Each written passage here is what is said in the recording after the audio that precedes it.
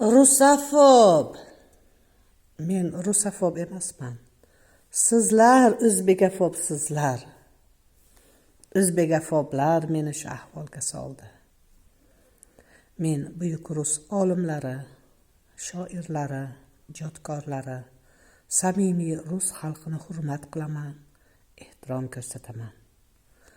Lekin Dugin falsafasiga asoslangan Putin siyosatini qo'llab-quvvatlamayman. Chunki Putin va uning rejimi tajovuzkor, bosqinchi, mustaqil davlatlarning kushandasi, istiqlol kushandalari meni shu ahvolga soldi. O'zbekistonning ichidagi istiqlol kushandalari, SR2 loyihasining tarafdorlari, xayolda sobiq SRni qayta tiklashni orzu qilib yurgan, mustaqillikning ilk yillarida SR tarkibidan ajralib chiqamizmi mustaqil davlat sifatida yoki SR tarkibida qolamizmi deya savol qo'yilganda, SR tarkibida qolamiz deya javob berganlar. Kim edi o'shalar? Ana o'shalar meni shu ahvolga soldi. Yoshlarni o'shalarni qo'liga tutqazdingizda.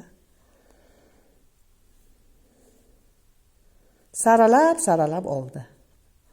O'ziga sodiq, imijimida pora berib, rossiyaparastlar safiga o'tadigan yoshlarni saralab ishga olib, qolganlarni uloqtirdi. Bor Rossiyaga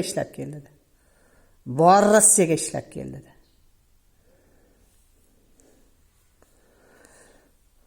Russofob emish-a? Kim meni ishsiz qoldirdi? Buxoroning 12 darvozasini rus siyosatchilariga ochib berib, ularning oyog'ini tagiga qo'ylar suyadiganlar meni ishsiz qoldirdi.